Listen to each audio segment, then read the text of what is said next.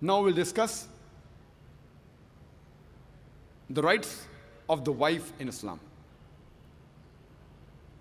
Most of the other religions besides Islam, they consider the woman as an instrument of the devil. But the Quran refers to the woman as a muhsana. Muhsana in Arabic means a fortress against the devil.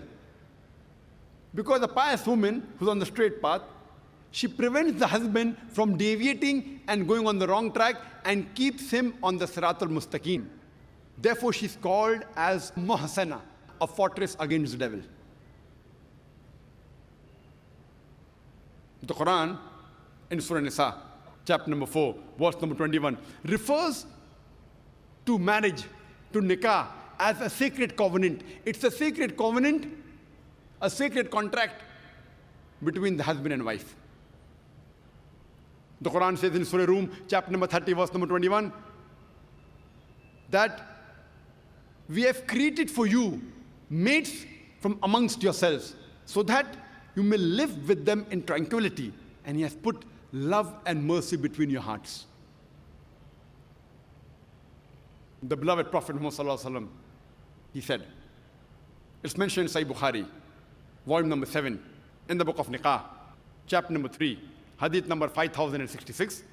The beloved Prophet said, "O young people, whoever has the means to get married should get married." The beloved Prophet also said, there is no monasticism in Islam. And the Prophet said, anyone who marries, he completes half his deen. Once during question answer time, there was a person who asked me, that does it mean that if I marry twice, will I complete my full deen? What did the Prophet mean when he said that marriage completes half your deen? Marriage prevents you from promiscuity, from fornication, from homosexuality. Only if you marry do you have an opportunity to be a husband or a wife. Only if you marry do you have an opportunity to be a father or mother, which are very important duties in Islam. So irrespective whether you marry once or twice, you only complete half your deen. In Islam, for a marriage to solemnize, taking the permission of both would-be husband and wife, the man and the woman, is equally important. The Quran says in Surah Nisa, chapter number 4, verse number 19, do not inherit the woman against their wishes. There's a hadith which is mentioned in Sahih Bukhari, volume number 7, book of Nikah, chapter number 43, hadith number 5138. A lady by the name of Khansa bin Khadim al-Ansariya, she approached the Prophet and said that my father has married me to a person against my wishes. The Prophet, he nullified the marriage. There's another Sahih hadith which is mentioned in Ahmad ibn Hanbal, hadith number 2469, where a lady approaches the Prophet and says that my parents have forced me to marry a man against my wishes. And the Prophet said she has the option of either continuing the marriage or nullifying the marriage. There's a similar hadith mentioned in Ibn Majah, hadith number 1875. It's the same hadith. A woman approaches the Prophet and tells her that my parents have forced me to marry against my wishes. And the Prophet says, you can either continue the marriage or you can nullify the marriage. And the woman says, I continued the marriage, but I wanted the woman to know that the parents cannot force their daughters to marry someone who they don't like. The Quran says in Surah Baqarah, chapter number 2, verse number 228, that the women have rights similar to those against them on terms equitable, but the men have a degree of advantage. Based on this verse of the Quran, men and women are equal except in leadership. The Quran clearly says that the women have rights, those similar to them, on terms equitable, but the men have a degree of advantage. Now, many of the Muslims, they misunderstand this ending phrase that the men have a degree of advantage, and they think that men are superior. And they quote the verse of the Quran, "Ar-rijalu qawwamuna 'ala an-nisa." that the men are superior to the women. So Allah has said, the men have degree of advantage, the men are superior. What they're quoting is the verse of the Quran which was recited by a wonderful Qari from Surah Nisa, chapter number 4, verse number 34, which says, Ar-rijalu qawwamun ala nisa, that the men are the qawwam of the women. What is the meaning of the Arabic word qawwam? Qawwam comes from the root word aqama, which means to stand up for. How we have aqama before salah, we stand up for salah.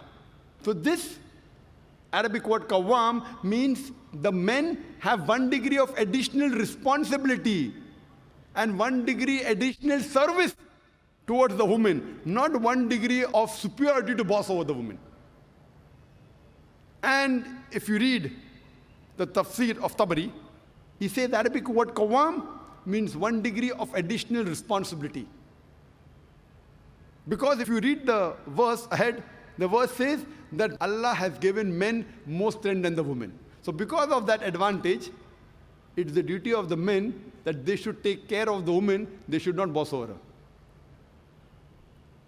Furthermore, Quran says in Surah Nisa, chapter number 4, verse number 19, that treat your wives with equity and kindness even if you dislike her. Means even if you don't like your wife, yet treat her with love and compassion. And treat her kindly, even if you dislike her. Even if you dislike her, treat her with kindness and compassion. And in Islam, we do not consider calling the women as housewives. Housewives. You know, housewife, if you analyze, means she's married to the house. In Islam, we don't consider our women, they're married to the house, to be called housewives. You know, in English we have, what is their profession? Housewife. We in Islam prefer calling the women as homemakers because they make the home, they build the home. So inshallah, I believe that the ladies from now onwards, when they have to fill any form, instead of writing the profession, if they are not to write housewife, that's English terminology. They are marrying you to your house. Prefer mentioning homemaker, because the woman builds the home, they make the home. And in Islam, a woman is not married to a master to be treated like a slave. She is married to an equal, and the role is that of partnership.